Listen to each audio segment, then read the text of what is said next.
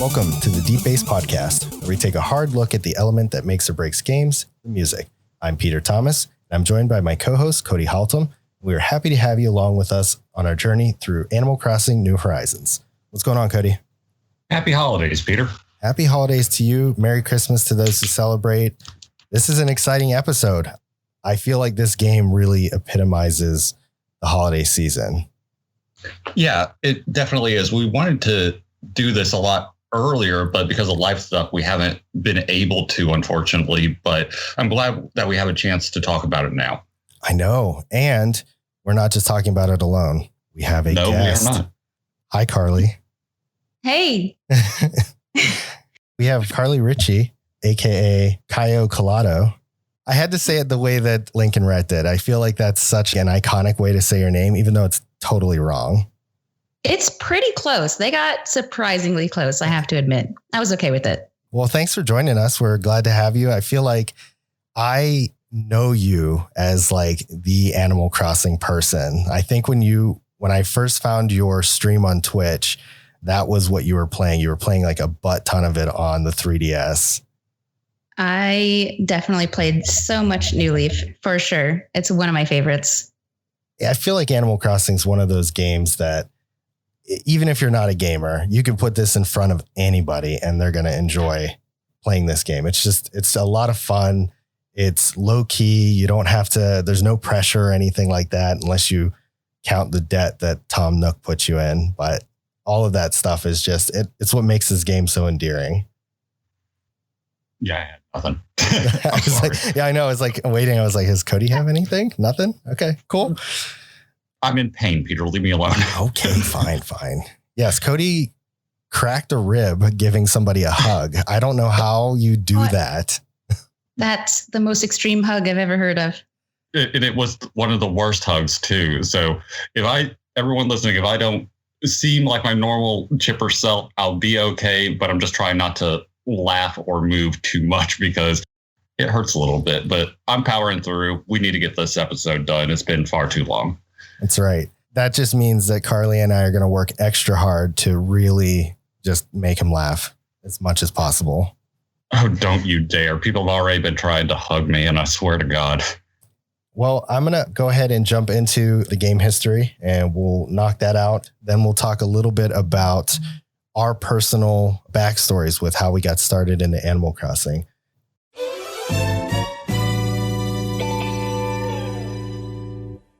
Animal Crossing New Horizons is a life simulation video game developed and published by Nintendo for the Nintendo Switch. It is the fifth main entry in the Animal Crossing series and was released on March 20th, 2020. New Horizons was a major commercial hit, breaking the console game record for most digital units sold in a single month with 5 million sales, and has currently sold over 26 million copies. I'd like to attribute some of that probably to COVID. Currently standing as the 28th best-selling video game in history, it became the best-selling game in the Animal Crossing series, the best-selling Nintendo Switch exclusive, the second best-selling game on the Nintendo Switch, and the second highest-selling game of all time in Japan. Animal Crossing New Horizons was composed by, oh God, I'm going to butcher this name so bad, Yasuaki Iwata, Yumi Takahashi, Shinobu Nagata, Sayako Doi, and Masato Ohashi. I'm, again, terribly sorry if I butchered that. I'm not good with Japanese names. The soundtrack features a host of new songs for each hour of the day, and each song will change slightly based on the weather. And that's something I wanted to note in here because I know that on our list, there are some songs that we like more for the sunny season or the rainy season or what have you. But what we'll be playing today will be all of the snowy versions of the song. So while they may not be the actual pick that we go with, we will be using those just to keep in tune with the holiday season right now. I want to start with you, Carly. So why don't you tell us a little bit about your history with Animal Crossing? I am a little bit newer to the series than I feel like most people are. I'm the baby of my family. I've got two much older sisters. So when I was growing up, I really didn't have much say in like what games or consoles we got. So when I was 15, I finally got my very own console, my very own handheld, a DS Fat, the original one. And my dad took me out to get it. I knew that my main objective was actually to get Nintendogs. I loved Nintendogs. But whoever was selling it to us suggested that I get the blue DS, which came bundled with Wild World. And I was like, yeah, sure, because then I get 2 games instead of 1. But I had no idea what it was. And I liked Wild World, but believe it or not, I almost decided not to get New Leaf because I thought Wild World was just like pretty all right. And what a huge mistake that would have been, because New Leaf is by far my most played game on 3DS, and I love New Horizons even more. This is one of my all-time favorite games. I relate so hard to the Nintendogs comment because I also got a 3DS just to play Nintendogs. It was so good. Yeah, I'm kind of surprised by the remark of Wild World being just all right, though. I sunk so much time into that game, and I remember thinking it almost seemed like the graphics took a downgrade from Animal Crossing on GameCube to the DS. It really kind of looked a little edgy. It didn't have quite the same smoothing or anything like that. But I put so much time, especially in the multiplayer, opening the gates and just letting people run around and stuff like that. So I'm surprised to hear that you were just like, meh, it's okay. I will be honest, it might just be because back then I really didn't have any friends who played video games. I do remember going onto the forums and like visiting some people, and I have a memory of someone giving me all the pirate furniture, which I thought was awesome. But I think I just ran out of things to do or to want to do because my friends didn't play. So we didn't have Twitch back then. So it was a little bit harder to find people to talk about games with. Very much so. And I remember those forums as well. I think that's actually how I found quite a few friends, which I will actually talk about a little bit more shortly. Cody, why don't you tell me a bit about your history? Before this, I had only ever played the GameCube version of the game, which was the original. With my GameCube, I actually had a portable screen and a car adapter, so I could play games pretty much anywhere that I could drive. I often played Animal Crossing most on the 19-hour drive to see my family in Texas. The screen had poor, just really bad resolution, so I was limited on what I could play, but Animal Crossing always ran great. I loved this game as a kid. When this new game was announced, I was kind of on the fence about getting it, but with all the talk about it in the gaming world was kind of going on, I ended up picking it up. This became my quarantine game, like it was for so many others. When the world began to burn down, this game became my little escape to help calm my anxiety. Over time, I realized, though, that I had really outgrown this series. And after a few months, honestly, I kind of got bored with it. All right, I'm kicking you both off. All you guys are doing negative comments on Animal Crossing, my baby. No, it's not even that, because this is a good game. It's a fantastic game. But one of the things about it, it's a sandbox, and you have to kind of choose what you want to do and what's interesting. Peter, I've been to your island, and that is a 5-star resort. My island, I'm lucky if all the fruit trees are still planted together. So that's kind of the different play styles. You know, I don't like designing things, or I don't care about the layout, but I'll be damned if I'm not going to get my museum filled. Yeah, I feel like that's the beauty of this game, is that you really can play it however you want. My wife and I both play, and we play very differently. She doesn't care too much about like the collecting pieces or the museum or anything like that, but is very much into making her house very thematic. So if you were to visit it today, she's got all the seashell furniture everywhere. She's got anything that has to do with like mermaids and ocean, like all over the place. And it's on every room, every floor, that kind of thing. Whereas me, all of my rooms are kind of compartmentalized. So you've got my one main room you walk into, it's all the antique set. And then you walk into another room and it's like the entire fruit set and stuff like that. So I think it really is a testament to how diverse this game can be, just based on how you want to play it and still find enjoyment in it. I agree. And I honestly was surprised when this game came out, how many people were playing it. And by that, I mean, people that I did not expect to play Animal Crossing were playing Animal Crossing. And it may be, like you said, because of quarantine and all that, but I do think that there's a little something for everyone. I remember my friend list on Switch just being inundated with people playing. And like you said, it's like, I saw these are folks that are like heavy Fortnite people or something like that, that just does not jive with the kind of genre that this game is. And all of a sudden they're playing Animal Crossing. And I'm just like, oh, well, that's cool. For me and my background, so I'm an OG guy. I've been playing since the GameCube, and I've only missed one title, and ironically, it's New Leaf. I don't know if it was just a weird part in my life where I missed it when it came out. I just never ended up getting it, but I did end up getting Wild World and City Folk, which was essentially the exact same game on two different platforms. So that makes a whole lot of sense. But anytime I see a new Animal Crossing game, I feel this childlike sense of magic and wonder that kind of comes with this. This was no different. They were showing trailers of all the different things you can do, pole vaulting over rivers, which was new, being able to do all these things that you couldn't do prior. But the biggest thing that blew my mind was terraforming. I saw that and I was just in love. I'm like, oh my gosh, I can finally take this island that used to be pre-generated and you were stuck with it, whatever you ended up getting, and now kind of make it my own. So it was just another way to take a game that I already loved and customize it even more to being the way that I did. And I did just that. I'd say about 6 months into playing, I took every single one of my island homes, moved them all to the beach. I destroyed my entire island, flattened it completely down to tier, 0, whatever the flat land is. And I completely made it my own. I put mountains where I wanted them.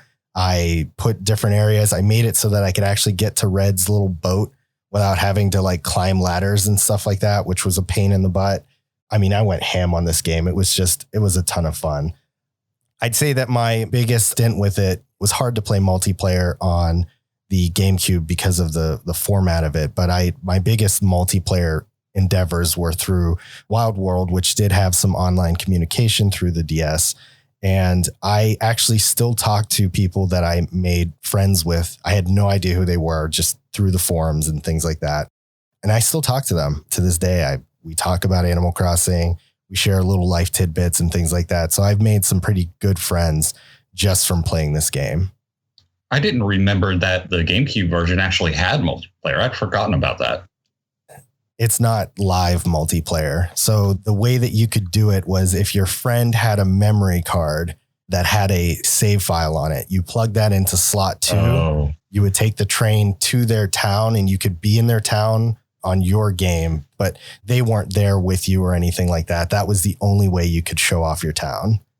Okay. I remember that, but I was the only kid I knew that actually had this game. So I never had the opportunity to do that. But I do remember that being a thing that they did for this game. Okay, we're good. I almost forgot to note, I have a little tidbit at the end where I said that I am proud to say that I've only met Mr. Rossetti when I've lost power while playing, and I'm judging all of you time hopping cheaters. Carly, did you time jump at all? When I played New Leaf, I did all the time, constantly, because I bought the game online, through the eShop at midnight. And so I started playing the game. It was after midnight and they're like, okay, now go out into the world and do things. But there was literally nothing to do. And so I was like, well, I don't want to wait till tomorrow to play. And so on the very first night, I time traveled to the next day and then I was hooked. But eventually I did stop. And in New Horizons, I pretty much don't, unless there's something very specific going on. Like my birthday was on a Monday. I didn't want to wait and like play on Monday night after work. So I time traveled to my birthday on Sunday and I played on Sunday. So yes, I do time hop occasionally now. Not much.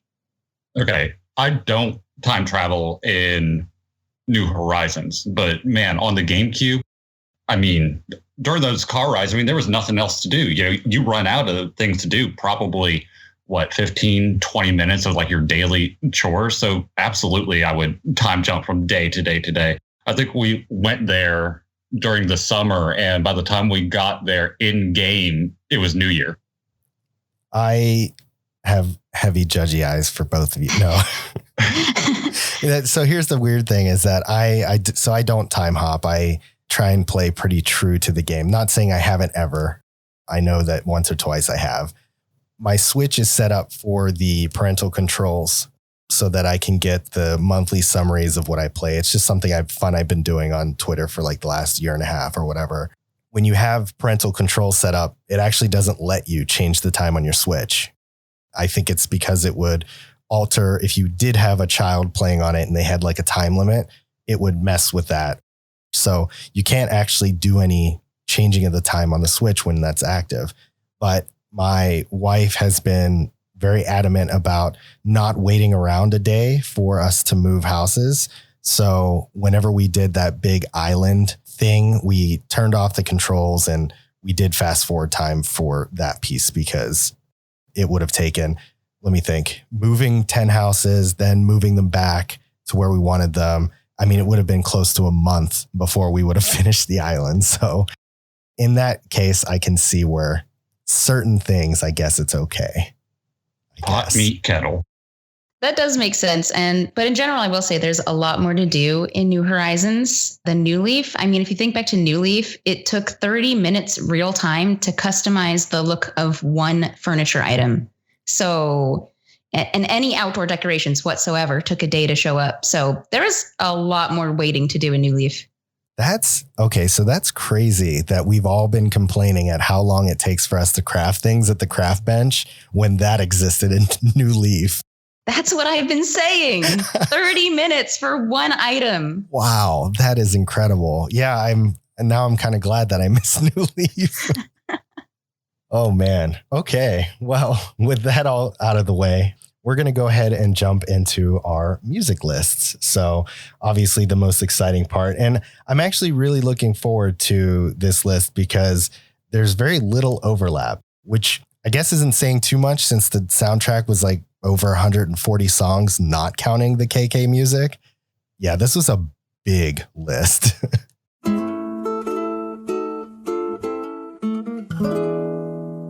So we're going to go ahead and start off with our guest, Carly. So why don't you kick us off with your number 5? My number 5 is Bubblegum KK Air Check version. I felt a little weird about putting the song on my list because I think it's become a little bit of a meme, but I had to because my whole island is kind of built around this song. It's a KK Slider song and it has Chrissy and Francine on the cover. They're pink and blue rabbits and they're sisters. That is canon. I always thought Chrissy and Francine were pretty cute and I always liked the song. But one day I was browsing the internet and I found something that someone said. And Peter, I'm sorry, but if you thought that I wasn't going to mention Splatoon at all today, you were wrong. Someone said that Chrissy and Francine are the squid sisters of the Animal Crossing world. And it blew my mind. They totally are. So I knew that I had to have them both on my island and I built my island around them. They have a stage, they have merch booths, there are advertisements for their music, and the song itself is just so happy and cute. It reminds me of Carry Pamu Pamu. I just really like it.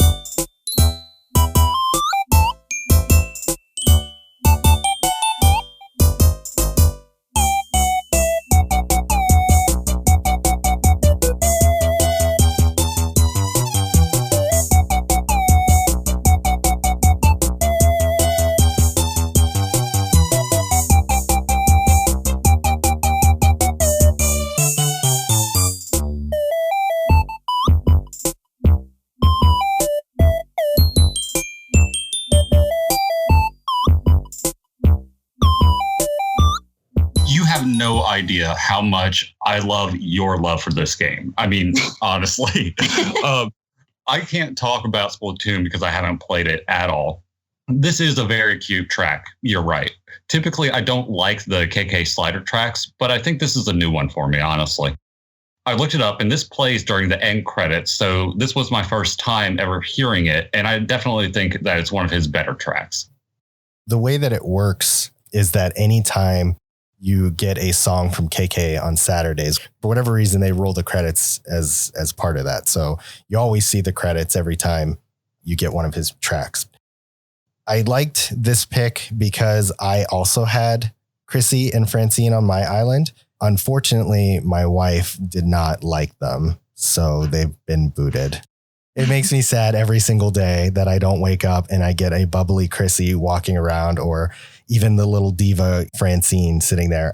I did not know, however, that it was canon that they were sisters. I just thought they were like really good friends or something like that. So that's pretty cool. As for the song itself, I think it's very fitting for their personalities. They are two different personality types, but somehow the track itself really fits in well for both of them. I have actually had this in my house a few times after I picked it up, and I like it. It's like you said, it is bubblegummy, right? It's upbeat, it's poppy, and fits very well. I think a little more so for Chrissy than it does Francine, but still for both of them, it was nice. The one thing I did want to note was that every one of KK's songs have this air check on the end of them. Do either of you know what that is? Yes. So I didn't know this until I started looking up the songs for the podcast, but the air check version is the version that is on like the quote unquote CD or record. It's the version you get and put into your stereo. And I don't know if the other version has a name, but I'm guessing it's just the not air check version is the version that KK Slider plays, the acoustic version, if you will. Got it. Yeah. The one where he speaks his animalese as he sings the song. Yeah. Mm-hmm. Yeah. Got it. Yeah. So I was happy to see that, whenever we talked about these lists, I said that the KK songs were optional. I didn't want to force us to have another, 60 or 80 songs more to listen to, but I'm actually really glad you picked this song. I think it's a good pick. And I love that your island is themed around it. That's pretty awesome too. Yeah, I do love my stage. You can see it when you fly into my island, and I think it looks pretty cool, if I do say so myself. The one problem is that I actually put it up. It's a cliff, it's raised, and not once have I ever found a single villager up there playing the instruments or singing along to the song. So I'm a little bit mad about that, but other than that, I love it. Oh, that's amazing. Yeah, I feel like we set up all these things for our animals and they never, ever use them. Jerks. Not once. All right, Cody, go ahead and tell me your number 5. My number 5 is 6 p.m. Snow. This is the track that would always induce a nap from me. I'd come home from a stressful day at work and I would play this game. I'd collect my fruit, do some fishing, our daily in-game chores. And about that time I would be done, it would be around 6 o'clock, and this track would often put me to sleep while I was playing it. There are far more tranquil songs on this soundtrack, but of all the times the day tracks, this is the one that I have the strongest memory of, despite falling asleep to it the most.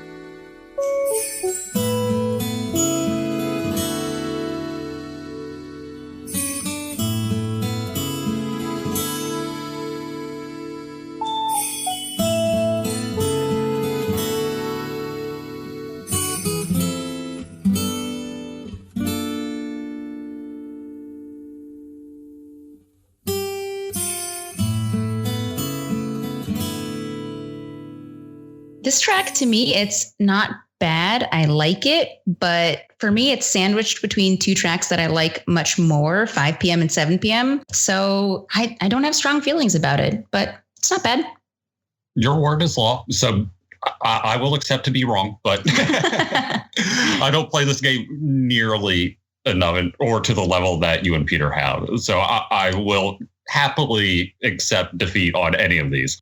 That has no bearing on which songs you like the most. So yeah, this is not a contest. We're not here to crap talk on you, even though it's probably going to happen more because there's some words I've got for you. Oh God, I can't wait. So 6 p.m. is one of the few hourly songs that I think is actually better in its sunny version than it is in the rain or even the snow version. I'm probably a little biased though, just because like you, Cody, this is really when I play most of the time. So this is, shortly after work. turn on Animal Crossing, get whatever I need to get done. So I'd say that the time period between like 6 and 7 is when I would play, and then I play way late at night as well. So I actually really do enjoy this song. I think it's probably one of my favorite evening tracks, all things considered. One of the things that is notable about this soundtrack, as far as the hourly songs go, is that the theme around it was using this acoustic guitar, which kind of drives a lot of these tracks along. It's a nice touch that we didn't get. I can't speak for New Leaf, so maybe you can, Carly, but Wild World and the original Animal Crossing game were a lot more electronic instruments that kind of put it together. Did New Leaf have more of the real instruments, so to speak? That's a good question. I think I'd have to think about it a little bit. I don't think it sounded, I'm drawing a blank. I don't remember. I remember whistling and maybe sounding a little bit toyish, if that makes sense. Yeah. Toy piano, toy instruments, that kind of thing. It definitely was not like New Horizons. New Horizons definitely seems to have more real instruments. Right. Yeah, that's something that I think is really different for this game than it's been in any of the other ones. And I think that's a good way to put it, is for Animal Crossing and Wild World, it was like toy instruments. They were something that you would hear as almost like a MIDI coming out of a toy when you press the button, as opposed to real live instruments. And part of that was probably due to the constraints of the hardware that they were from. So that could be it, but that's kind of how I felt. Yeah, it's interesting. It was kind of the same with Breath of the Wild as well. I mean, I don't know because I'm not a Zelda buff, but they had real piano in the soundtrack, and I kind of felt like that was new. I think it was. I know that they started leaning more towards that. Twilight Princess, I believe, had some pretty epic scores on it. Definitely not to the level of big orchestra, like something you would hear in a concert hall, like Breath of the Wild did. Mm-hmm. All right, Peter, what is your number 5? My number 5 is the Prologue Phase 4. When we got this game back in March, I was actually really disappointed when I turned it on and found out that this prologue music had actually replaced your standard hourly tracks. Animal Crossing is kind of built on those hourly musics, and this was not an Animal Crossing game to me without it. The more that I listened to the song as I worked to building up my island, the more I realized I was really getting into it. I liked the way it sounded. There was just something about watching the grass and the trees rustle, which was also really new to this game. As you hear the song, it felt really nice and matched really well. Now I'm kind of on the opposite side of the spectrum. I hate that I'll never get to hear these songs again. I know that's super contradictory, but I also got out of the prologue really, really fast. So I didn't get a chance to hear the snowy renditions of these songs either, which actually don't apply until you get to phase 5, 6, or 7. And just to reference, the phases are based on the different steps that you had to do. I don't know them all off the top of my head, like what constitutes being in stage 2 versus 3. But if you could think of it as whenever Tom Nook is like, okay, lay your first 2 houses and have those built, that's like phase 1, and so on and so forth. So all that aside, though, most of the tracks in New Horizons showcase, this acoustic guitar, as I mentioned before. It takes you to an island in your mind, ready to kind of tackle the world as a new resident here. When you add in the shaker into this song, you have what might be one of the best songs that you'll ever hear in the start of a game.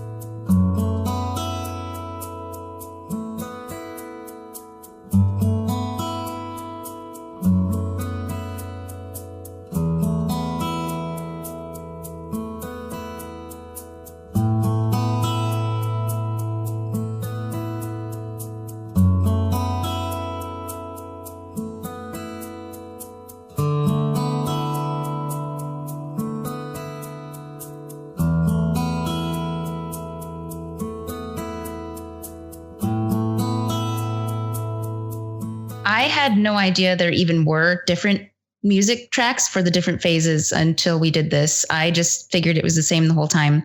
And honestly, it didn't bother me. I know a lot of people were talking about how disappointed they were that the hourly music was missing, but maybe it's just because I was so excited and so in awe of the game, but I probably wouldn't have even noticed until someone told me. Yeah, it's weird when we do these episodes, the little things that we learn, just like this. For example, I didn't know where this was in the game when I listened to it. It wasn't until, Peter, you just told me when it took place. I was like, oh, wait, this is when I first get my tent. This is when I'm literally bare bones on the island just starting. This is a good track that I do enjoy. It didn't make my list, but I do like it a good bit. And you're right. You would think that they would at least have like a KK slider version or put it in a shop or somewhere in the game so that you would hear these again. But no, at least as far as I played, I never heard it again. Yeah, it kind of bummed me out a little bit. There is no way to hear it again unless you start a new island or something like that, and you can go back and listen. But I'm also with you, Carly. I did not know that there were different phases.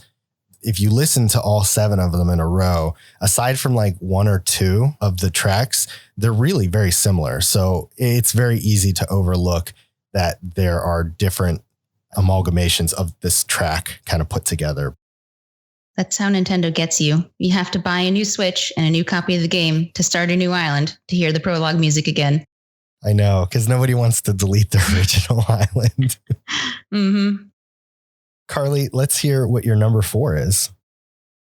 My number 4 is Fireworks Festival. I had reached a point preparing for the podcast where I was pretty sure I had heard all of the tracks. And then I was coming inside from taking the dogs out, and this had come on autoplay. And I was like, what is this song? I don't even know this one. It's such a bop. I don't know if I have much more to say about it than that. It's just a lot of fun. I do think that the festival songs are a little bit more whole than the hourly songs. They're not made to sound as much like background music, so they sound a little more complete. The only reason this one is all the way down at number 4 is because it really doesn't mean anything to me in the context of the game. I did get to play a little bit during the Fireworks Festival, but I was like playing handheld. I probably didn't even have the music turned up. So I don't even remember hearing it, but I look forward to hearing it next year because I really love it.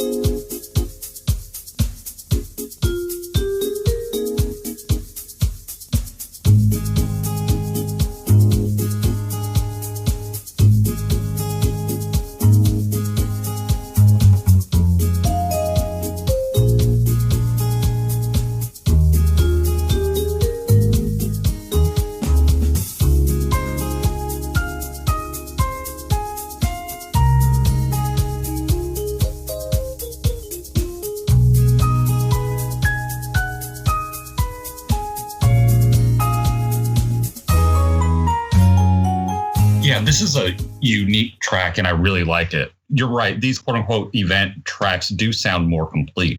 I remember this because shamefully, this was the last time I played the game. I logged in just to see the fireworks and just to see the events that were kind of going on. And I never played it again until today when I was waiting on us, to kind of sit down and record this. This was really close to being on my list without a doubt, though. All of the event music and maybe to Carly's point, because it's whole and sounds more like a completed track, all of the event music is just really good. But there is something super special about the Fireworks Festival song. For us, when we were playing through, we had 2 major events before this. One was the Easter event, and I'm inserting like every evil zipper meme here for that. And then we had the wedding event, which both of them, if you minus the egg abomination that we had, I felt like both of them were really kind of lackluster. And this one was a very welcome treat. This one felt a lot more like, hey, we're joining together on our island and celebrating an event together. You saw all of the animals getting together, shooting fireworks and things like that. It was just a lot of fun, and it felt by far the most on-brand Animal Crossing event that I've seen to date. Yeah, I just love the way that this event was executed. And I think that this song fit really perfectly with the idea of everybody lighting fireworks together. I also want to note that whatever dev programmed being able to lose your balloon from running too fast with it is evil and deserves a special place in hell. You know, when I booted the game up today, I looked at my inventory and I was like, there's 2 red balloons right here. I completely forgot what they did or that you could even lose them until you just said that. But that is kind of a cruel thing because I remember letting go of a balloon as a kid inadvertently and just bawling my eyes out. So if I was younger, odds are I would do it in a game too. Yeah, that's what I was thinking. I'm like, how many kids have lost their balloons? It's the worst feeling in the world. That balloon is gone. It is gone forever. The devs intentionally put that in there to make our spirits crushed from such a beautiful game. How dare you? I agree. I don't know why that's a thing, but luckily I was told it was a thing before it happened to me. So I have kept all of my balloons. I didn't. Nobody told me. And let me tell you, I felt like a little kid again. I remember running and I'm like, oh, what did I trip? My balloon. It was Didn't you clip that out? So, admittedly, that was my second time. The first time was pure shock and trying to figure out what in the hell just happened. But once I realized it was like a thing, I clipped it and put it on Twitter to try and warn everybody to not run with your balloons. I'm actually a little sad that you didn't lie about your balloon count, Cody, and say that you had 99 red balloons. That was the first thing I thought of. I'm sorry. No, not this time. We're not talking about Donkey Kong. All right. So let's not go there.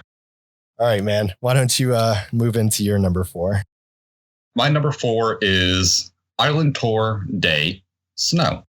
In this game, you're on your own island. We know that. We've talked about that. However, if you wanted to stretch your legs and fly to another island to do some exploring, you can. While you are out on another island, this is the track that you hear. What makes this more distinct is the steel drums that play throughout this track. We all know I love my percussion, and this track is full of it. This is the most tropical song on this soundtrack to me.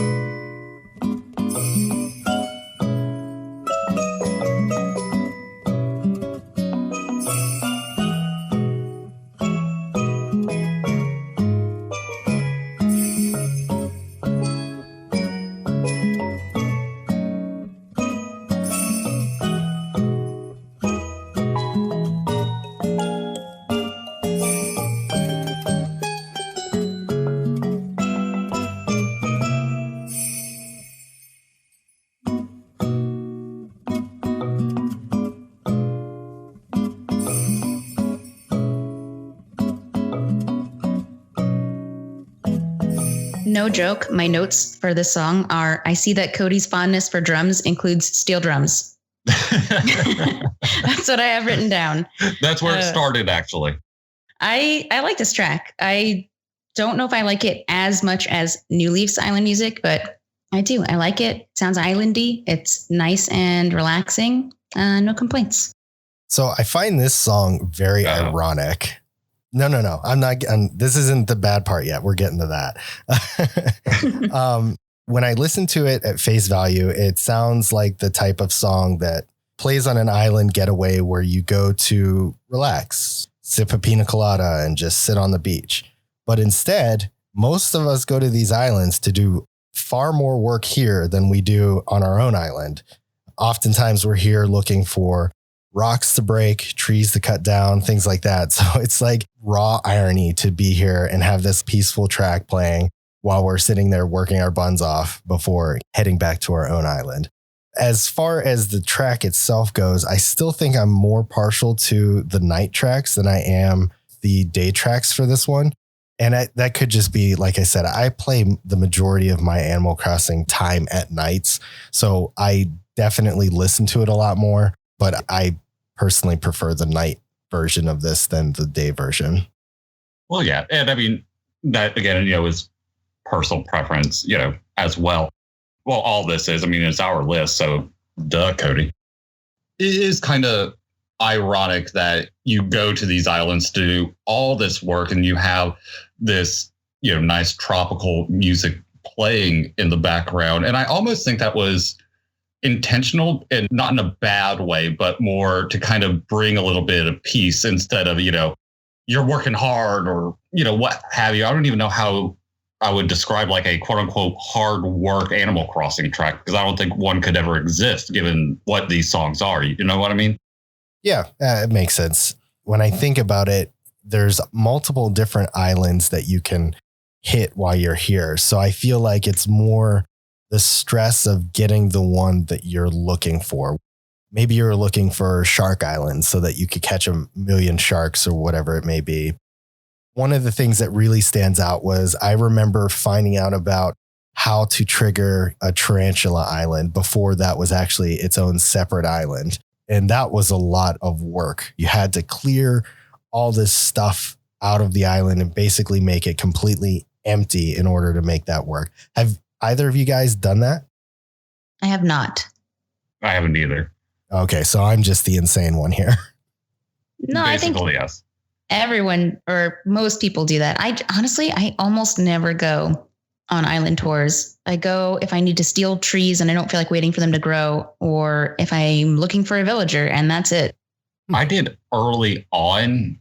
I had every fruit except for cherries. That was the only one that I missed. And I would still go later on when I played just as something to do after I got done with my chores back home, because you could always find like the odd fossil or something. I mean, there was money to be made on these islands. So I would do it a good bit. And funny side note to this, Peter had cherries the whole time, and I actually had to get my cherries from him. I thought you were going to say that I didn't give them to you, and I was going to be like, well, that's pretty on brand. No, you did give them to me, because I remember showing up to your island for the first time and you had picked every tree clean except the one and just left me with 3 cherries. And I was like, I respect it. So I just took the 3 and started my hustle back home. And since then, people have needed like fruits from me, and I'll still just give them the 3. Yeah, that's the way to do it, man. Don't be stingy. Just take 3 and call it a day. All right, man. What is number 4?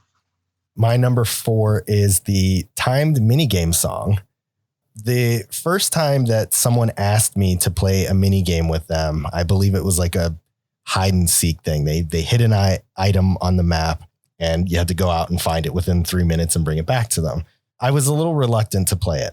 Oftentimes I am logged in for a specific reason, so I don't really bother too much with what the villagers are saying unless they are surprised and they want to give me a reaction, or if I see them with a little cloud above their head and they're trying to leave my island, in which case I say no. But when I tried one of these mini games for the first time, I was actually blown away by this music. It's really peppy and upbeat, but where it shines are the brass instruments. The composers use what's called a flugelhorn, which is in the family of the trumpet and trombone. And it just carries this melody with such a rich sound. And then the baritone in the background just kind of like tooting along to the offbeat there. It just really puts me in such a pleasant mood every time I hear it. I challenge you to listen to this song while you're walking somewhere out in the mall or something whenever COVID passes, and see if your step doesn't magically add a little hop to it.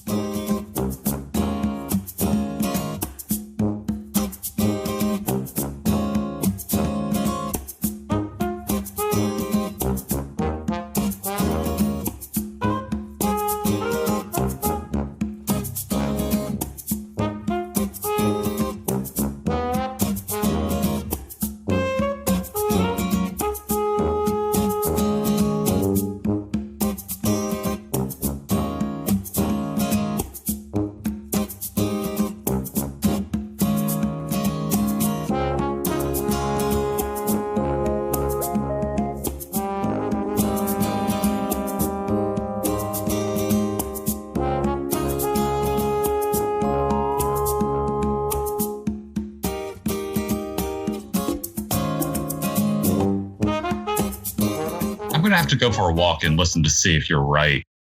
I mean, listening to this track, I can imagine it would put some pep in my step.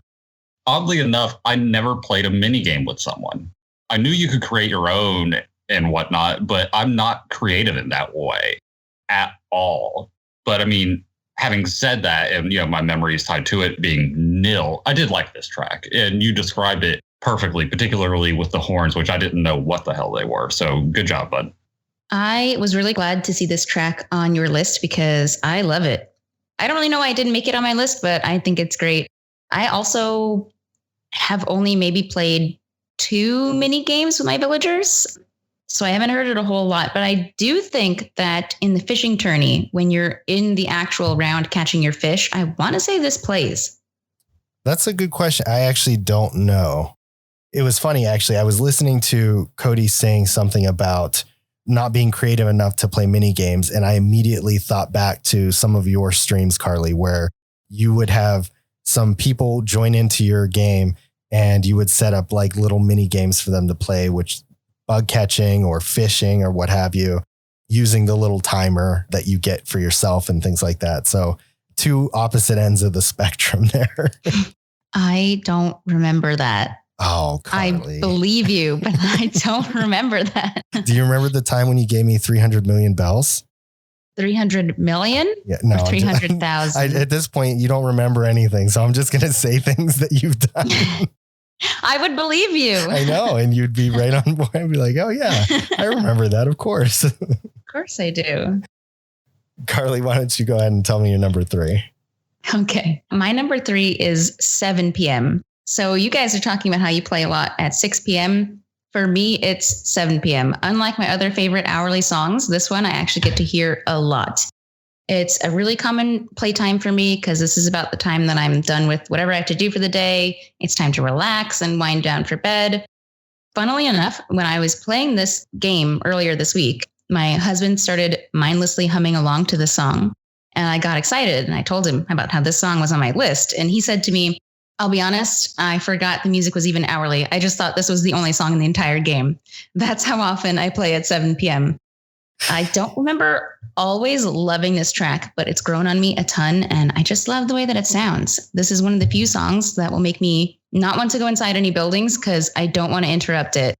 To me, it sounds bittersweet. And when I was trying to come up with an explanation of how this track makes me feel, all I could think of was a quote from episode 1 of Fooly Cooly, where Mamimi is talking about how much she likes Toscu. So all I can say is I like this song more than Hard Bread.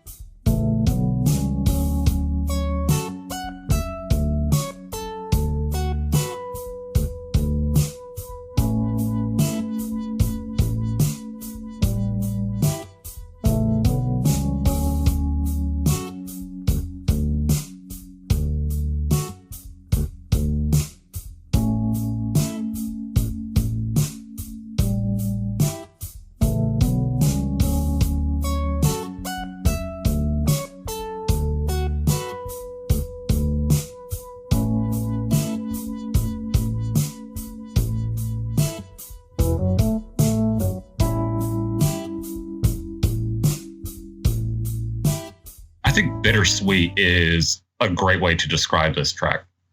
And you're right. This is a hard track to describe. This is a very slow track, almost needlessly slow. In a way, it gives you a sense that your day is wrapping up. So it's very fitting for this time of day.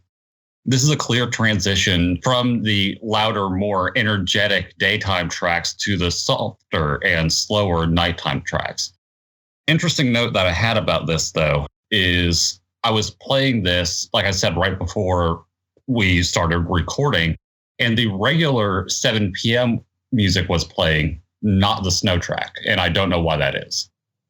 Because it wasn't snowing. Yeah, it was. There was like snow going around and that kind of thing. What? If there can be snow on the ground, but was snow falling from the sky? Yes. Okay, then I have no idea. Your game was broken. Yeah, I assume. But I saw that was on your list, and that was just my last little tidbit in there because I was like, wait, I just listened to this track and I'm seeing snowflakes and I'm not hearing the bells. So that was my only like note on that front. But yeah, I do enjoy this track. I want to say that your husband's comment is like the most on brand comment for him. I was like listening and laughing. Oh man, that's very fitting for him. 7 p.m. is another hour that fits in with that after work time period that I play. And like you, it's probably one of the ones I hear a little more frequently. It's also interesting because I feel like this is another song along with the 6 p.m. version that actually doesn't sound as good with the snowy sleigh bells that go with it, which kind of is a bummer because I'm very torn. I want to use snow tracks for this given when this is coming out. But at the same time, I feel like the percussion in the sunny version of this adds something that this track just needs to be kind of complete. Even the rain version, I'm not that much of a fan of. I do like the way that Animal Crossing handles this. I actually talk about this in episode 5 with our Persona 5 episode, but whenever it is raining or snowing, they take out the percussion and kind of do like a acoustic version of the song. Again, barring the fact that the snow version has more of the sleigh bells that kind of come with it. I like the way that that's handled. Take out the percussion anytime it's raining or snowing and put this in, keep the track the same. And that's great. I think that's a good addition, but nothing beats the sunny version than this one does. They also take out, I'm fairly certain, any bass, and they replace it with like a marimba, I want to say, kind of sound, which sometimes fits. But for this song, I agree. I don't think the snowy or rainy version is as good. All right, Cody, why don't you tell us what your number 3 is? My number 3 is Fishing Tourney and Bug Off. Every once in a while, you get a chance in the game to compete in a fishing tournament or a bug catching competition. In my experience, I would go see CJ and try my hand at fishing. You have 3 minutes to basically catch all the fish you can, and you are awarded trophies for winning. This is what plays during those 3 minutes. While it isn't dramatically different from some of the other tracks we have heard, it's the horns that really give it almost a Cajun sound to it. That distinctive swing is what really makes this track stand out to me.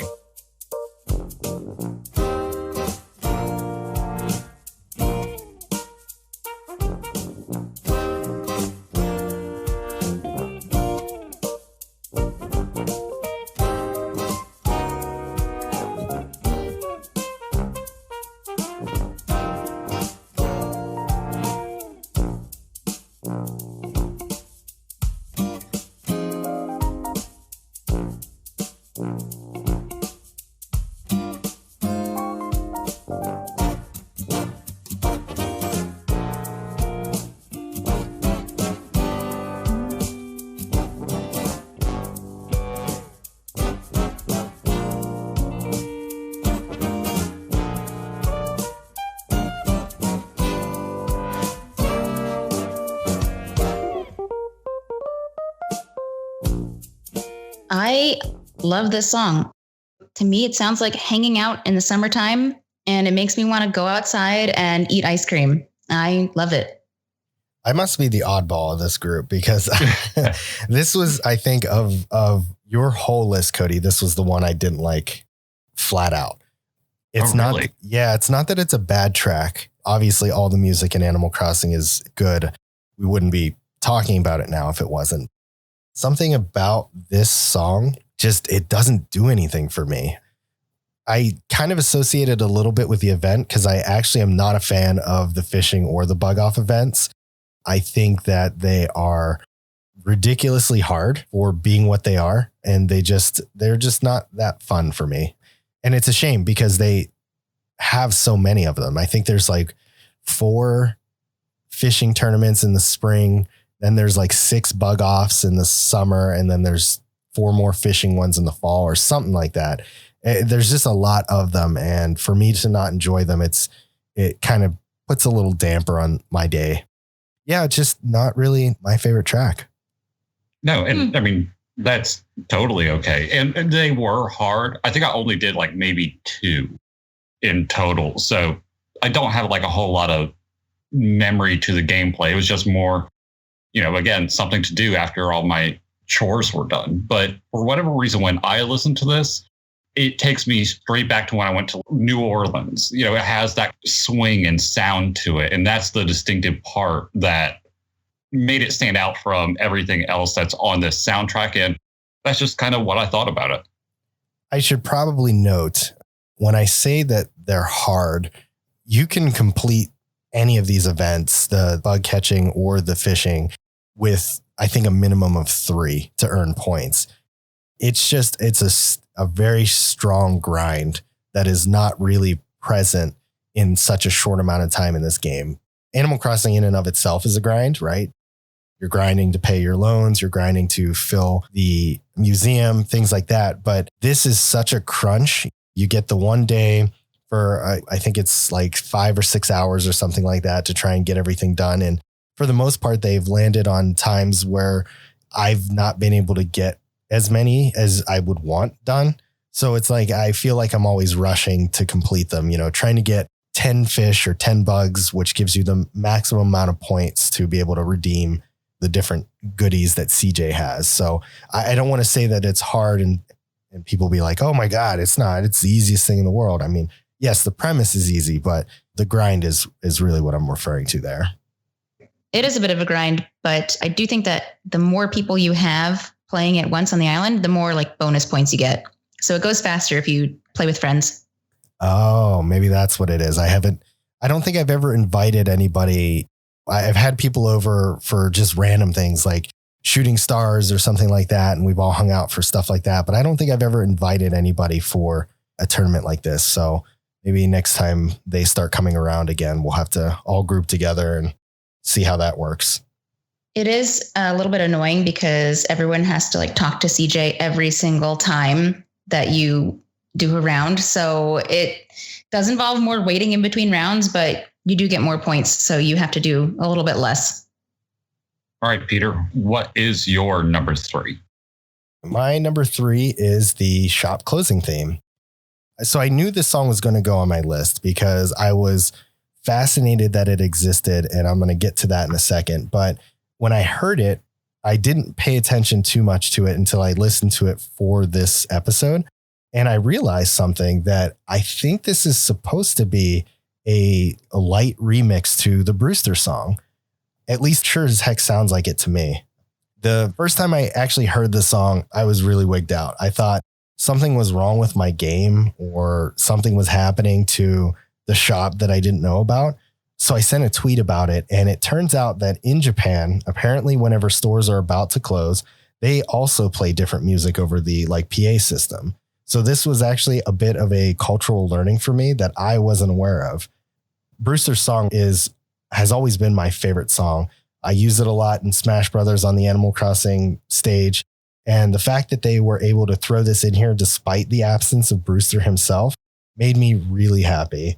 It is unfortunate that you only get about 10 minutes to hear the song. I think that's when it plays, like from 9:50 to 10 before the store closes. But it's totally worth it if you are playing during that time to pop on and listen to it.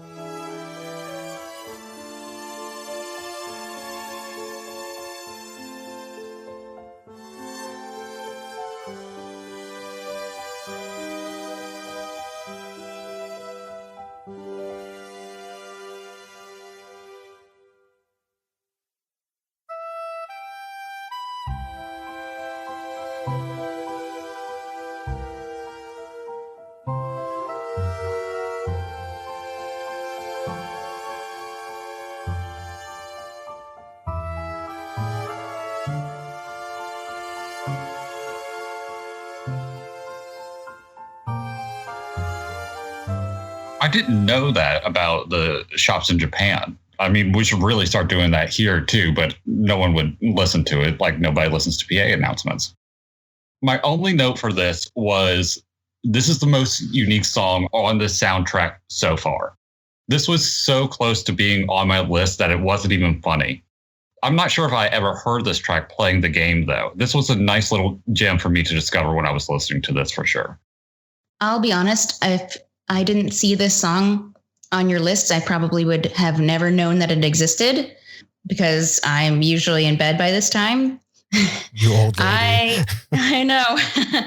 I'll also be honest, I don't hear the Brewster song in there, but it does remind me of something you would hear in a cafe or in an old movie that takes place in the time period in which women wore hoop skirts and carried parasols. That's what it sounds like to me. But I got to say, it doesn't do it for me. It doesn't give me any feelings. You know what? You don't give me any feelings, Carly. I think it might be a little bit of a stretch that it sounds like the Brewster song. I think I just really miss Brewster. I think that's what it really boils down to. Okay, we're hitting our number 2s here. And so this is where there's a little bit of overlap. So we're going to switch it up a little bit and kind of go in a different order. So we're going to start with you, Cody. So go ahead with your number 2. My number 2 is museum art. While this isn't my favorite version of this song, it is the best. This doesn't even sound like it belongs at a museum. There's something oddly regal about this track, and when I hear it, it makes me think of Beauty and the Beast, but don't ask me why. The way the violin flows through this track is beautiful to me and makes it sound so much more impressive than the other versions of this song. Personally, I like the fish exhibit rooms better, but I have to respect how good of a track this is.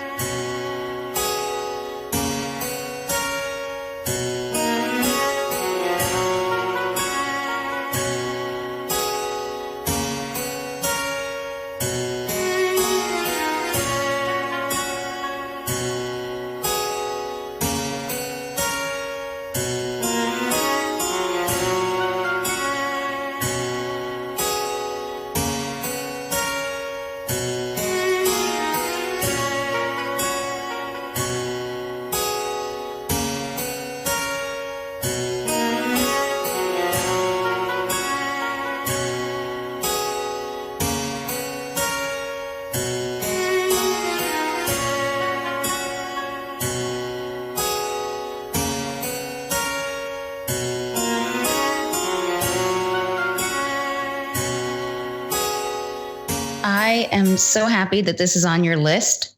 Yes. And I totally agree that the art version is not my favorite, but it's the best. It sounds the most complete.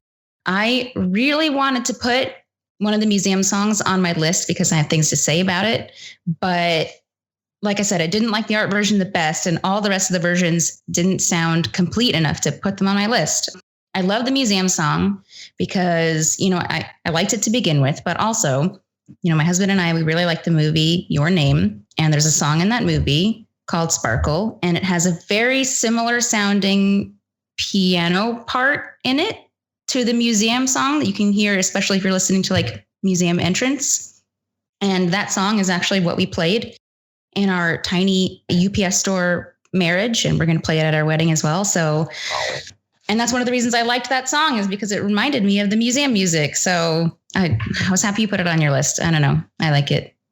Yeah, it's weird because I was all about the museum. That was my thing that I loved to do. Not the bug catching so much, but specifically the fishing and the finding of the fossils. So whenever the update happened and Red showed up, I think I went in that room once, maybe. So to hear this so much later in the soundtrack, at first I did have other museum tracks on here. I had multiple, an embarrassing amount at one point. But once I heard this one, there was no way I could put any other. This is just the best one.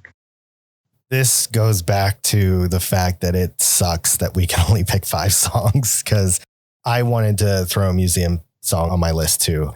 Mine probably would have been, if we're talking personal favorites, it would have been one of the fossil areas. But like it's been said, the art area just sounds by far the most complete, most whole of all the tracks. The only thing I would disagree with as far as what you were saying, Cody, was that I do think this fits in like an art museum. When I think of art and being like an art connoisseur, like this is the kind of music I hear, that regal sounding, very fancy, something that I could never afford going to personally. This is what I would hear. So I really like the fact that you picked this track. Something I noted about this was that this is the same music that they've used since Wild World.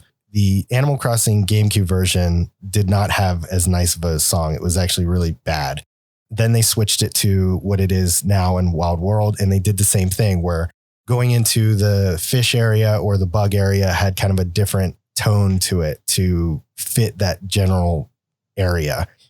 I don't know how it was in New Leaf as far as the museum goes there, but I do know that one of the things that they added to this version is because there are now multiple rooms that you can go to for each section, minus the art room. They also have small variations to the way that those sound as well. So there was actually 3 for the fossil, 3 for the bugs, and 3 for the fish. And then there's just one giant area for the art. The only thing I don't like about the art area is how stingy Red is. I feel like he's given more fake art in this game than he has in the past. I don't know if you guys have had the same experience or not. For sure. And we're covering all of our bases because my favorites are actually in the bug areas. Wow, look at that. We got all 3. See, if we would have had more songs, then we could have actually covered all the museum songs and we would have all been happy. Everything except the entrance, which is one that we're not talking about. But guess what? It's all the same song, just like variations. And Peter, to answer your question, I only encountered Red once. Oh, maybe that's because you never play. Well, I mean, it could be. But back like when that update happened, it was still in my peak playtime. And I was on it daily for months, and I think I only saw him once, maybe twice, and that was it. I never saw him again. But yes, you're right. I haven't played since this summer, so that could be a thing too. You know, I feel like I remember a lot of people complaining that the balance of the guests that would come to your island was not quite there yet. So I think I remember Red showing up when he was first introduced and then kind of disappearing from my island for like a week and a half or something like that. Yeah, it could be something. I'm not sure like how frequently he was supposed to show up, but I always looked forward to it when he did. Also, shout out to Red because his boat music almost made my list at one point. All right, Carly, let's hear what your number 2 is. My number 2 is 5 a.m., specifically the snowy version. And we kind of touched on this earlier, but I really think for a lot of the hourly tracks, I like the sunny version the best. I feel like the snowy and rainy versions, they're like missing something, but that's not the case for this one. I feel like the 5 a.m. snowy version is just so much better. There's something about the droning notes in the background and the, I don't know what to call it, blank space in the music that reminds me of winter in New Jersey, which is where pretty much all of my snowy memories are from now that I live in Florida. I don't get to hear 5 a.m. much. Usually by the time I hop on the game, it's 7, maybe 6 a.m. But I wish that I got to hear it more because I love it.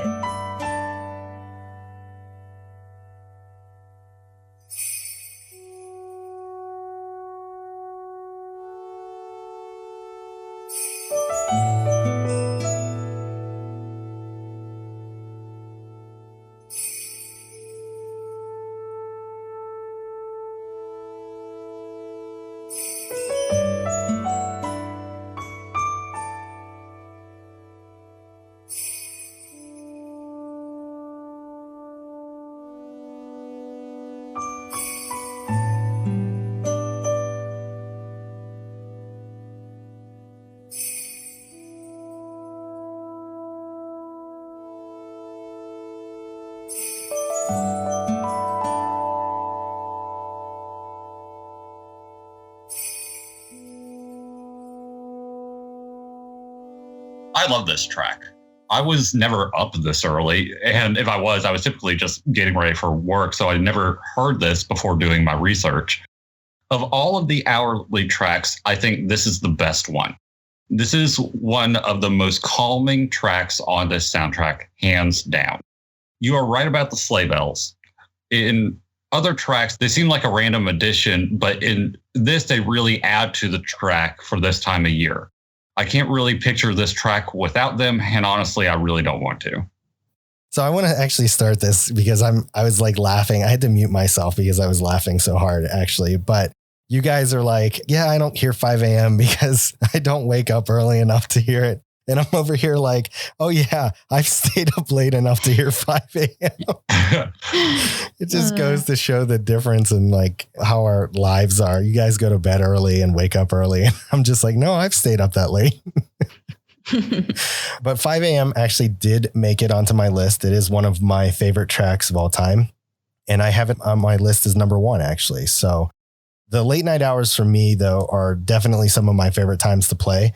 And this game is absolutely no different, especially nowadays when I've got a lot of stuff going on with, my wife and my kid and everything like that. It's hard to find time during the day to really play games. So nighttime is really where all of that happens. There are a few tracks at the late night hours that are a little odd. And I'm looking at you, 3 a.m., because you are just bizarre. There's still quite a few late night to early morning hours that have some real gems. The Snow Edition replaces the shaker and it brings in these sleigh bells, which is a really nice touch across all of the hourly music. Although I don't think that it always complements them the best, as we've talked about through the other songs on this list. But this song in particular is so tranquil, I could easily fall asleep and have fallen asleep to it. It is very serene and fits well for those nights where you're up late, taking care of some last minute things, or, just watching the night sky, waiting for some shooting stars. I was surprised to see this on your list because I feel like in past episodes, you've talked about how meditative tracks are not really your jam. And this is one that I would describe as kind of meditative. That's a good point. Yeah, I don't typically go for them, but for Animal Crossing, I feel like it's just a whole different ball game, right? I feel like my brain is geared differently when I'm playing that. So it's like, I want the more peaceful tracks. I want the more serene tracks. But yeah, something about being a slight insomniac and just being up that late all the time is having something like this to really just kind of soothe the nerves. Because whatever way you look at it, when you're up that late, it takes a toll on your body and on your mind. So having something like that kind of really grounds me and brings me back. And it can be so peaceful sometimes. I've fallen asleep to where my Switch is just like either died or turned itself off in the process. Something that we haven't really taken into account, though, is this is a real relaxing game, period. There's something that just fills you with kind of like serotonin whenever you're doing this grind of collecting your apples or your oranges in the day-to-day nature of it. So while it is a rare pick for you, Peter, it does kind of make sense when you take a step back and actually look at what the game is itself. I do remember an Instagram story from your wife of you asleep on the couch, one Joy-Con in each hand, your character just mindlessly wandering around. Yeah, I guess when I fall asleep or am falling asleep while playing the game, I still think that I'm playing. So like my thumb is still pushing the Joy-Con just the tiniest bit. And I do like this very slow eastwardly walk, and she'll look up at me and then she takes, embarrassing photos, and then they get posted on the internet for everybody to see. That was so funny to see, because I was just randomly going through Instagram like we do, and your wife popped up and I just see you laying there, both arms up. Why they were up, I have no idea. And just, doing the slow walk. And I was like, damn, man, you can take a break from playing and take a nap if you want. It's okay. Like the island's not going anywhere. Sometimes it's comfortable to put your arms up over your head if you're laying down on the couch, especially separate Joy-Cons. Yeah.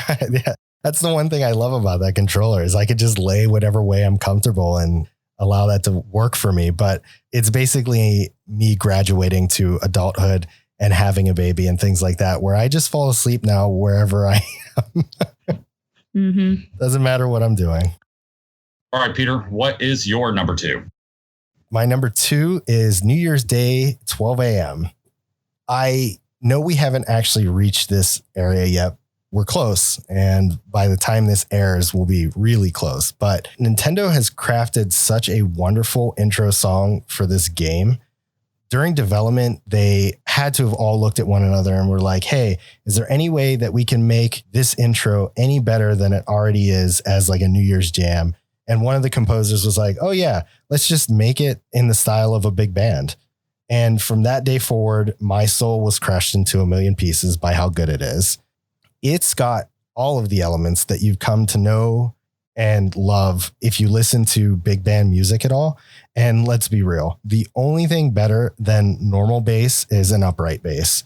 We may not have gotten to hear this track yet, but that did not stop me from putting this on as the second song on my list.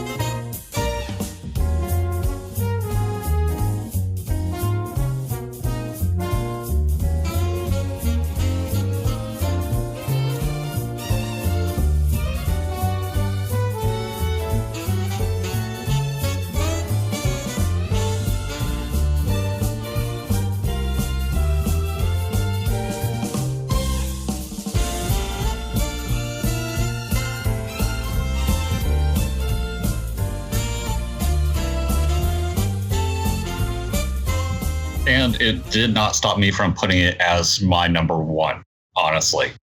At this point, we have heard a version of this song many times on this soundtrack.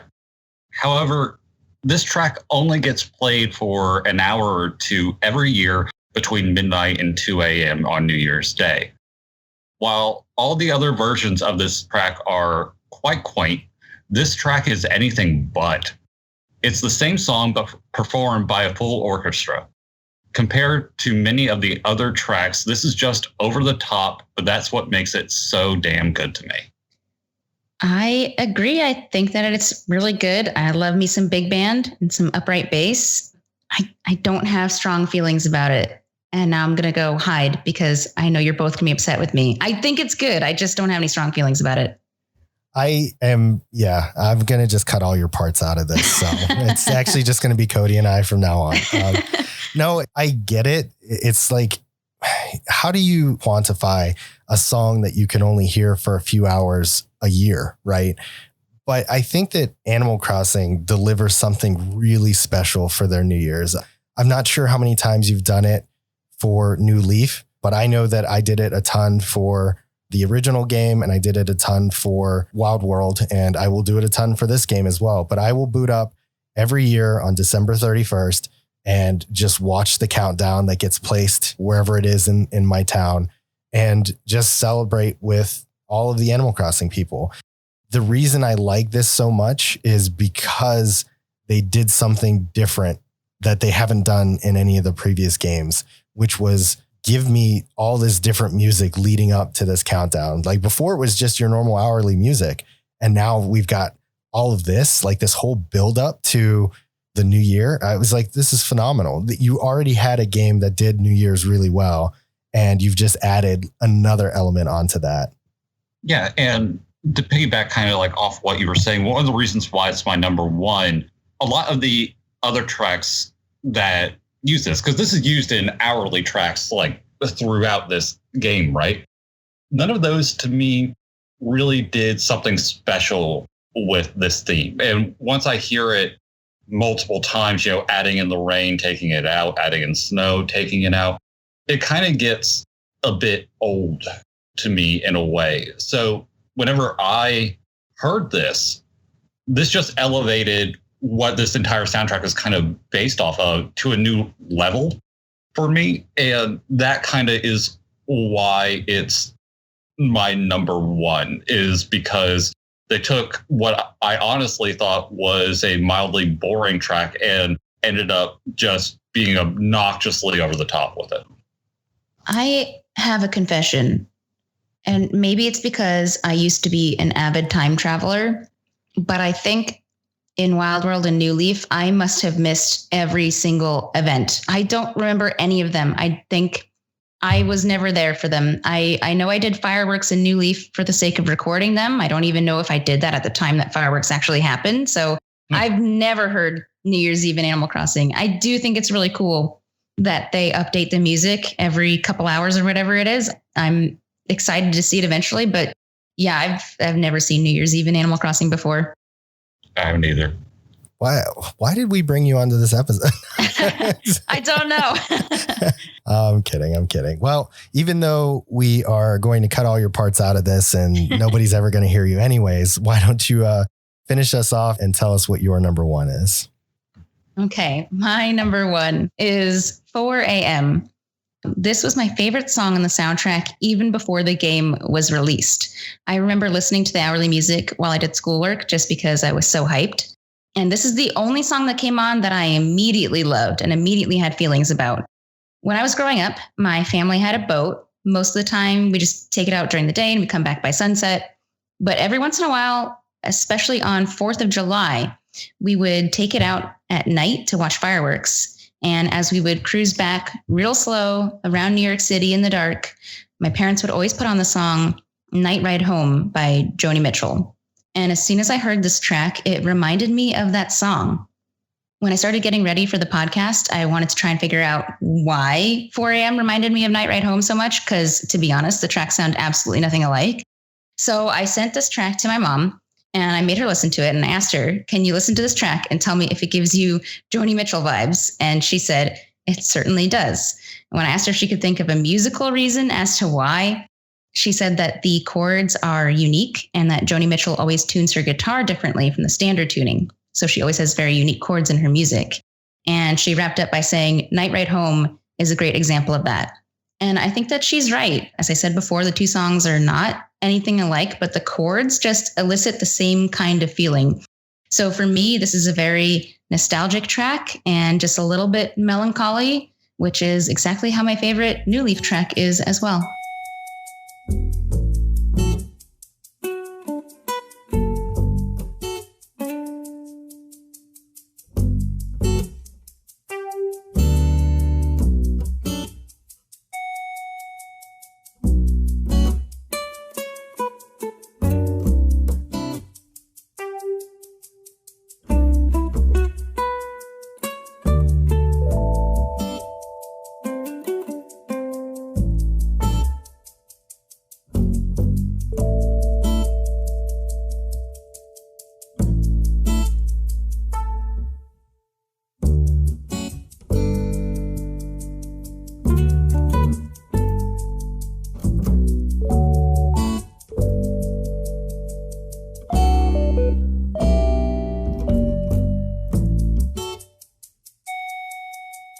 Okay, so first of all, if you haven't been to New York City for the 4th of July, you really need to, because it's an amazing experience. Your story here is amazing, and I love it. Before living in Texas, my grandparents lived in Rumson, New Jersey. And I remember taking their boat out down the river and into the bay where I could clearly see New York City. I'm 99% sure that was the thing that happened. So thank you for triggering a long lost memory. I do appreciate it, because I called up my dad and I was like, didn't we do that? And he was like, yeah, we did. And I was like, oh, okay, awesome. I think your mom nailed it. I had to go listen to that song you were comparing it to because I didn't know it, honestly. You're right. These two songs could not be more different. But if you actually listen carefully, some of the chords are actually similar. It's not on my list, but because this is such a nostalgic track, it's easy to see why it's your number one. I absolutely love this. I also did not know Joni Mitchell. And I was actually talking to my wife about this, saying, like, I feel like all of us have those songs that we listened to as kids that, you know, our parents were playing or whatever, and they mean everything to us. But if we were like, oh, listen how great this song is, and we play it to somebody else, they're just like, what in the hell were you listening to as a kid? This song is really neat in that it has a lot of the pause breaks in the instruments and doesn't really have a whole lot of structure. It doesn't follow the same format as the rest of the hourly tracks do. I likened it to like organized chaos, but it's a good kind of chaos. When I listened to the Joni Mitchell song that you had mentioned and listened to this, I definitely heard a lot of the similarities from the music side.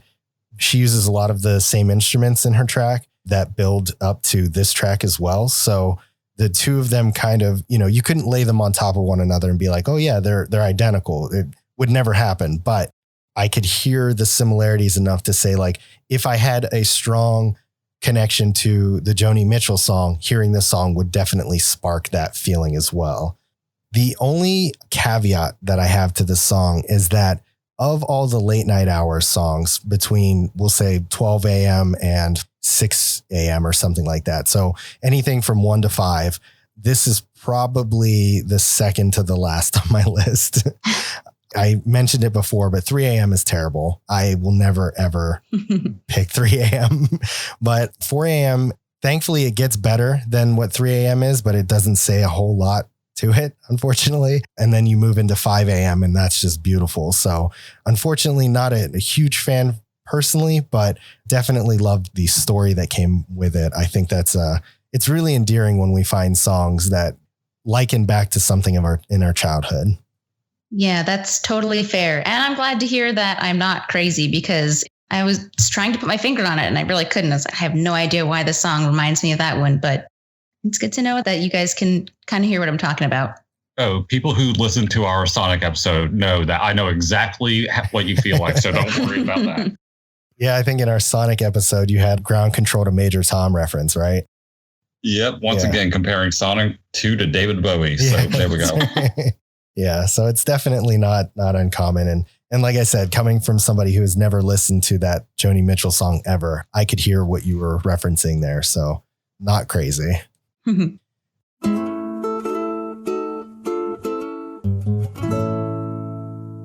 All right, guys. Well, we are at the end of our episode. As sad as it is, we say it all the time. 5 songs is never enough for any of our soundtracks. But when you've got almost 200 tracks, if you're counting the KK songs with it, this was a really difficult one to narrow down. Yeah, this was so long. And even the ones we did listen to, like you said, we narrowed it down and there was still a lot to go through. And what's weird is that a lot of times, like on our longer soundtracks, there are a lot of them that only have 2 seconds, 9 seconds, 30-second tracks. And those we can get through pretty quickly. But all of these were at least 2 minutes. For sure. And I'll be honest, I thought it was going to be easy to pick my top 5, and it definitely wasn't. So I had a lot more KK songs I wanted to put on there, and I couldn't. I know. I wanted to put KK songs on, and I was like, how do I justify putting a KK song on when there are other tracks that are just so good and that are specific to New Horizon? I do try and pick things that are specific to the game for that reason. I've done that a lot in like the Zelda ones where I won't choose Zelda's Lullaby because it's such a staple. And the same is with the KK songs. It's like they've been around since the dawn of time. So it's like, why add them? You know, go listen to them anyways, because they're just that good. But I wanted to showcase kind of what makes New Horizon, you know, shine. I did have a bit of a little fun fact here. As I was listening to the soundtrack, there are 3 songs that KK will play for you whenever you either don't put in a song that he knows or mess it up or something like that. They label them as invalid songs or Hazure, Hazure, something like that. And I was listening through them because I just thought they were just random jams, nothing big, until I came across the first one. And I realized that it's actually the title song from Animal Crossing Wild World. And I was blown away that I had never heard that. I don't typically put in the incorrect song. I usually know what I want when I go to KK. And I thought that was a nice little Easter egg that they put into the game. I have only tried to request a song once, and it was Bubblegum KK before I had a copy of that. And I remember that I tried typing it in and then he played something totally different. But I was so appalled that it wasn't Bubblegum KK that I don't even remember what it was. But that's interesting. I just today got to the point where I can start the process to invite KK to my island. So this is something I'll eventually get to probably in 2 years. How are you so far behind? Dude, I'm telling you, like my big thing when I play Animal Crossing is getting my house, beefing it up, and doing that, and then doing the museum. Those are the only reasons why I play Animal Crossing. That's where I personally get my enjoyment out of it. So yeah, I never rolled credits on this thing. It wasn't until I went to the community center today where Isabel's like, you might want to talk to Tom Nook and see what he has for you. And it wasn't until I did that, they were like, all right, well, you need to build a campsite. I'm like, okay, well, let me go get my materials. I don't believe in judging gamers, but you're going to judge the hell out of me. You are an embarrassment to the Animal Crossing community. I never claimed to be part of it. Okay. I'm just, on the outside I have fun with my little game. You guys who go ham, you go ham. Just leave me in my little rock garden alone. Okay. And yes, I do have a rock. No, I'm totally kidding. I am surprised. I thought for some reason that you were a little further along than I figured most people had gotten through the KK piece, by this point, but clearly you're too busy playing Halo. So stop that and go play Animal Crossing. You just said that. I looked up and my Xbox is on, right? And it's like, hey, you're this close to this achievement in Halo. And I was like, damn it, Peter.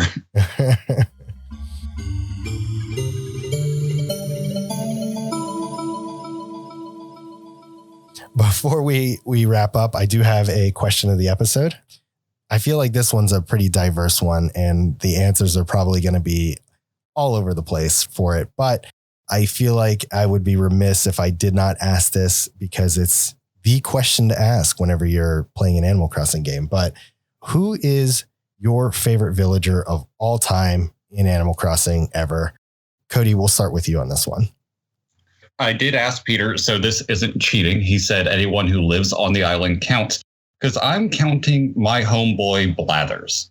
Because I spent so much time in the museum, he would most of the time be the only person I would talk to. I love him. I love, like in one of the tracks that we didn't put on the list, whenever you first get him on your island, that they have little notes in there that sound like hoots, which I really appreciate because Blathers is now. He's always asleep during the day, so I would always go in there and be that butthole that would wake him up to tell him if my fossil was good or not.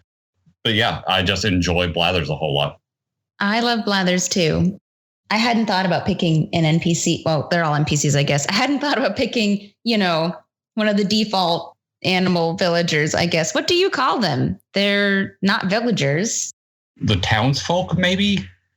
I guess. They're all townsfolk too. What are those guys classified as? I don't know. They don't have a home. Yeah, they live in their respective buildings. With Blathers, that is true. I mean, you go in there and he's just right there sleeping. Shop owners, I guess. I don't know. Yeah. Employees. Yeah, employees. I don't know. I'm with you on Blathers. I like his personality in general. I think he's a good pick as a favorite, just for the simple fact that he's so sophisticated and so refined until you show him a bug. Yes. And then he just loses his mind. We haven't noted this at all in any of this, but one of the cool things about Animal Crossing games is that they speak something called Animalese. And if you listen carefully to it, it's like the first and the last syllables are pretty much what the English language is. So if you listen, you can actually hear what they're saying, even though it's a little bit garbled as they're saying it. One thing you can hear very clearly is whenever you give Blathers something and he goes, hoo hoo. Yes. I could be wrong, but I'm pretty sure that Animalese is that they say every letter just really fast. Oh, you might be right, actually. That sounds very familiar, and I think that probably makes more sense. So depending on the word and the letters that are in it, sometimes it does sound a lot like it. Right. How about you, Carly? Who is your favorite villager of all time? This is an impossible question. But if I have to pick one right now, I would say it's Tybalt. I love the jock villagers. I'm a little bit of a gym rat, so I really appreciate them. Also, back in my first Animal Crossing game, Wild World, one of my original BFFs, if you will, was Antonio. He was like the first villager that I actually was like, wow, you're really cool. We're going to be friends. I loved him. So Tybalt is a jock and he is a tiger, so he's extra snuggly. But the main reason that I really love him is because I adopted him from Mrs. Jive Pants. She had Tybalt on her island and I visited and I said, oh my goodness, I love him. He's so snuggly. And so when he asked to move out, she gave him up so that I could have him. So he is my favorite right now. Mrs. Jive Pants, the real MVP here. Mm-hmm. Have you ever watched that Will Ferrell and John, what's his face? Oh, I forget what his last name is now. It's that movie where they're, Step Brothers. And they have that one moment where they're like, what? Did we just become best friends? Yep. That's how I felt when you said Tybalt, because he's also my favorite. I mean, you could ask my wife. We have this spreadsheet of what we wanted our ideal town to look like and who we wanted in it and so on and so forth. When we talked about villagers, we have a list of people that can be traded off if that person comes, and then people that are untouchable. And so for her, Marina is untouchable. I'm not allowed to ever get rid of Marina. She will absolutely kill me or delete my save file or maybe even break the switch. I don't know. I'm afraid to find out what happens, so I won't touch Marina. But for me, it's Tybalt. He was one of the very first villagers that I had gotten in the OG game. And I was actually sad when they removed him out of Wild World, and he hadn't showed back up until I think New Leaf. He came back, but yeah, he was gone for a little while there and you couldn't get him, but he was just always, he reminds me of a lot of the old memories I have of Animal Crossing. He's a lot of fun to have on the island. He is the jock type, which is actually not my favorite type. I actually go for more of the bubbly, cutesy Chrissies and things like that, or even the normal types like Fauna and things like that. Yeah, I love him. I love his personality. I love the way he carries himself. And like you said, he's a tiger. Who doesn't love tigers? I'm going to take your guys' word for both of these because I have no idea who Tybalt is. You've got to look him up. Just a snuggly boy. Yeah, he's such a snuggly boy. And he says "gra" at the end of all of his sentences. So does he really? Yes. It's like that is Gra. that is something that's cute about all the villagers, is that they all have their own little saying. It's like their own period at the end of whatever they're going to tell you. Yeah. You know who he reminds me of? If you played Diddy Kong Racing, I think there was a tiger called Timber or something like that. And he would go like a little gra, and that's what it reminds me of. I never made that connection, but you're absolutely right. Yeah, and that's a game for another time because don't get me started on Donkey Kong. So, oh yes, our resident Donkey Kong lover here will create a second episode. Don't tempt me. All right, guys, we're gonna go ahead and wrap up here. As always, I gotta thank Cody for being part of this the whole way through. Thank you, Cody, for being here. You're welcome, bud. Anytime. And of course, Carly, for making a guest appearance. Aside from Splatoon, I thought this was a very fitting episode for you. And I promise you, if we ever do a Splatoon episode, you will be the first person we call. Okay, well, that's good to hear, because if you did do a Splatoon episode without me, I'd probably terminate our friendship right then and there. No, thanks for having me on, guys. It was a blast to be on one of my favorite podcasts, talking about one of my favorite games. Nice. You said exactly what we paid you to say. Thank you. Thank you. Thank you for paying me. Carly, if anybody is listening and wants to find you around the internet to chat video games or anything like that, where would be the best places for them to look?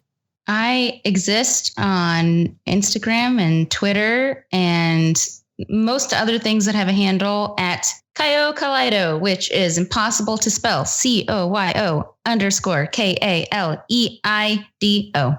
That's right. Kyo as in coyote and Kaleido as in kaleidoscope. Exactly. Like the easiest way I think I've figured it out. Yeah, that is the easiest way. My simple brain has to break it down. All right, guys, we're out of here for now. I hope you enjoyed the episode, and we'll see you in 2 weeks for our next one. So take care and have a great holiday, Merry Christmas, whatever you celebrate, and we'll see you next time. Bye. Bye.